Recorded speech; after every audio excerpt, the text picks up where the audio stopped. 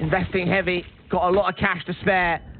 Dip into those savings accounts to try and bring the fight to Copenhagen Flames. The AWP for Nico Odos. First thing out towards the mid-control. Looking in, may have seen that player popping out a connector. One CT thinking of aggressive, just put the incendiary onto Nico Odos. Instead, he smokes it to ensure he maintains control of the position, but tanks a lot of damage, seeing the shoulder, doesn't catch the frag. Yeah, knows there's a short player. Can't really do much about it. Hobbit going back over to the A site. He's got 2 players in the top of connector to try and work with. You have to wonder what they can do with this. Just a walk out of A. Something they haven't done is a dry take of the A site, so I wonder if that comes in at all.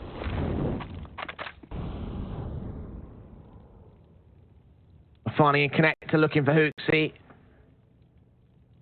Nico Odos all the way up towards top mid. That AWP supporting with that short flank. And the Farney sees him. What a flick and adjustment.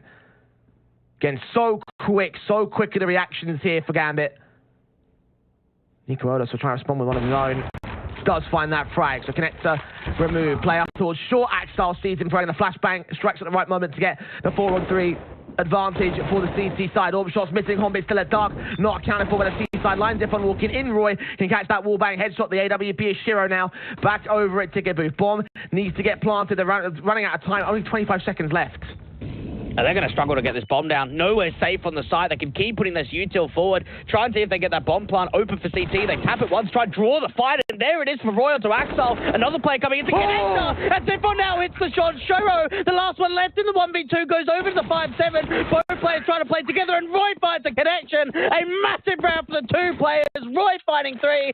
1 in for Ziffon, and Copenhagen Flames are up to 14. What a hold from Roy.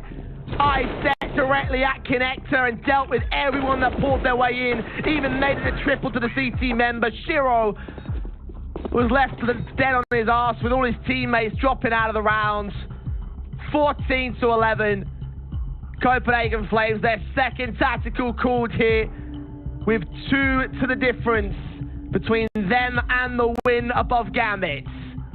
You can't teach that, mate. That's just experience, the way that Roy played that. They know 2v3. Lack of util, lack of time, Shiro's out in CT. They have got to start taking fights. There's no way they can get that bomb down. They plant open for CT, Shiro could swing. They plant open for connector, they don't know about the mid players. They realize, okay, let's try and tap it once and draw the fights. Get the CTs to scramble on, and between the 2 of them, they just make that look easy. Gambit forced to force the issue once again. Rifles can get bought. AWP 4M4s. Chiro's all upset at the gap in a smoke. Nico Odos want to extend out fights. Hook step falls first to Hobbit, and the ledge shot comes in. Roy can find a responsive on the site itself. Shiro looking back towards these T-side players. The bomb should cross and get planted. Nico Odos will cut off rotations. The retake should be on for Gambit. It's just a case of stalling for time here. Copenhagen Flames being a little bit careful about where they go about this bomb plant. Need to get another pick in. They do have a player in top of con for the CT side they don't know about. Ziffon even taking some further damage. The bomb can't go down. Axel spraying through from connector, or from short through connector.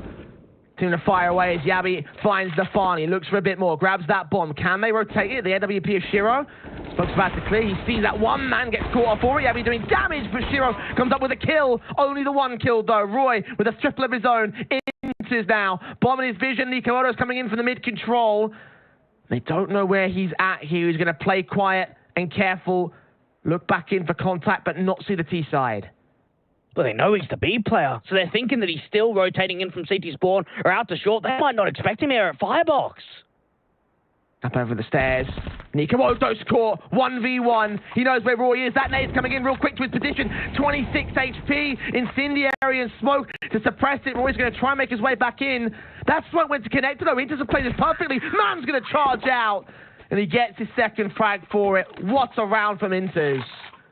It was a well-played clutch. Copenhagen Flames has got a lack of information. They're not really sure what's going on. Even Shiro gets a 1 in that angle from the top of connector. He's getting crunched in. A lot of pressure being applied on those jungle players. Yabi doing as much in the round as possible. Roy continuing to add numbers to his tally. Just not quite without this clutch. Gets himself over to 29 kills. And Inters plays that 1v2 to perfection. Beautiful utility usage. And that gets Gambit on to 12. Force invest, the Copenhagen Flames, Mac 10 in the hook, sees Ifon had a pistol, but Shero's taking him out of play, so he's going to be irrelevant in this round. Axel, not expecting the aggression from the T side, but the flashbang coming in from whomever that was is good enough to allow the assist. I think that was Inter that threw that. Now he's out of the apartments to look for 2 more frags, and Copenhagen Flames capitulate again against Gambit.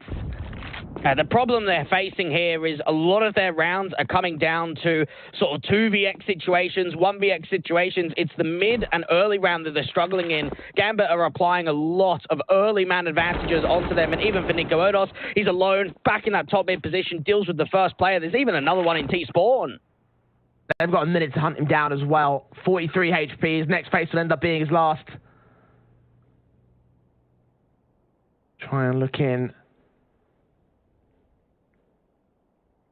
So back down towards that underpass control. Axel's ready, spotted. At this point, they're just looking for him.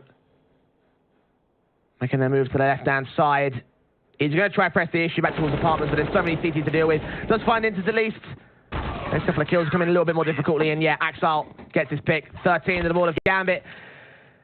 And half by, I imagine, for Copenhagen Flames. Get that last by back in around 29, surely. You have to imagine so. There's not a buy on the table here. And what a recovery this has been from Gambit in their second half on their CT side. They were down 5-13 at one point, and now the difference is only 1. One more round here up against an Eco, and we've got a tied-up scoreline. Likely they'll get it as well. AKs on 2 CT players. All pin on Shero's part. The Eagles across the entire Copenhagen Flames board. Set passive on their early default. You'd have to imagine for Copenhagen Flames, they'd love someone to be able to support Roy. He's up at 29. The next fragger up there is Nico Erdos, only 16. And we started to see in both of the games on the semi-finals, it's been the veteran players to really step up. Victor in that last game for Fiends. Now we're seeing Roy having some high impact. Even onto this Eco. Don't put it out of the equation that Copenhagen Flames can't get a steal. They've done it before. M4's watching Roy with the Deagle. Inters evades that nade. Hook sees him, taps. Looks for the secondary pick. Can't quite land it. Inters with that frag, and Gambit make their moves up and into the default. Roy caught by Nafani. He'll burst fire. Can't land the frag, unfortunately. He's doing everything that he can here. Roy sprayed up. Takes the pick on towards the Deagle in hand. Shero with the York frag. Yabby with the Deagle back here. 3v3 scenario. The low HP across the T-side line in general. Shero's going to get pressured. Yabby's got another kill. Hold on. Don't let this be a halfway steal, Gambit. They've got 2 players coming through onto the B side, high HP, and even Incendio going down to default. That's going to spread. Yeah, Yabby's got to get out of there. He can't afford to stick around. Roy set with the M4. Smokes up.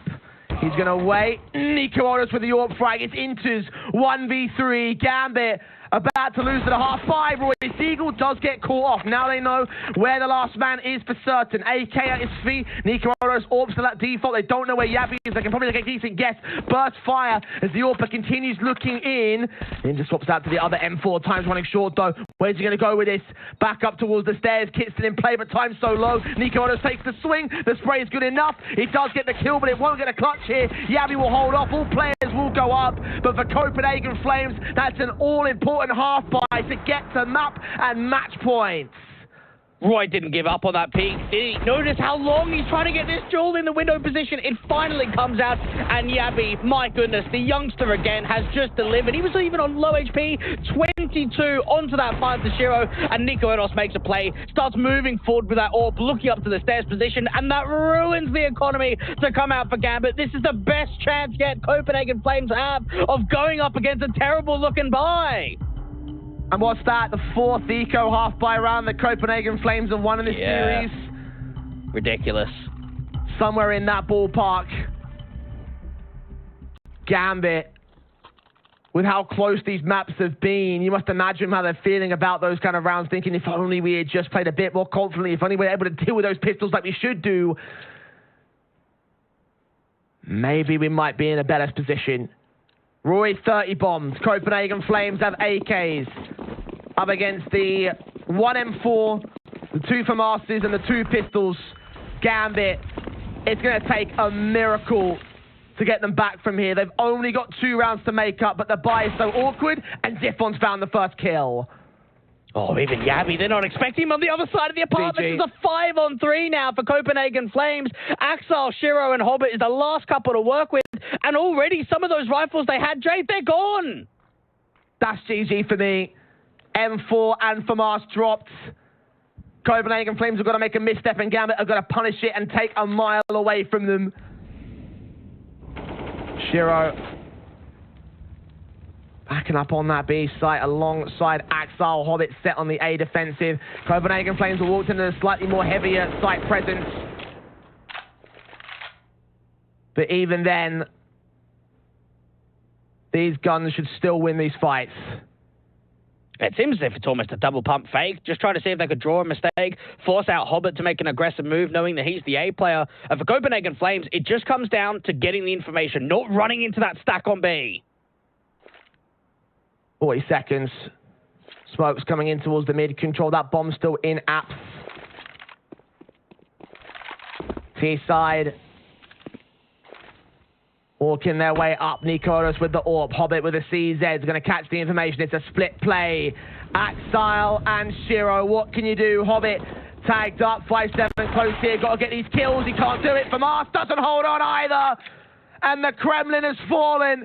The number 2 team in the world. Denmark rules supreme as they look to go to the grand finals of the Elisa Invitational. You can forgive the other invitees, but not this one. It's a 2-0 as Copenhagen Flames set up a second upset against Gambit. Oh my goodness, that is the biggest upset we have had all year in the Elisa event. What a result to come in for Copenhagen Flames, and to do it in 2-0, to do it in that first half scoreline. They looked class, they looked on point, and they deserve it today. Well, I might not have been convinced of this team coming into today, but a best of 3 like this most certainly might have tipped the odds back in their favour. Copenhagen Flames, our final team in the finals. And what happened there? We painted a picture where Gambit has an easy final from the Elisa Invitational and maybe even wins the tournament outrageously easily. But at the moment, we're in a world where it's only Fint and Copenhagen Flames left. Yeah, it's going to be cool if we go a little bit into the future to see those teams clash each other. If someone didn't catch it, they played a 7th to 8th place game in the IMRMR for place for the major 2 mapper. Oh, that's right. Both maps went overtime. Second map went 4 overtimes.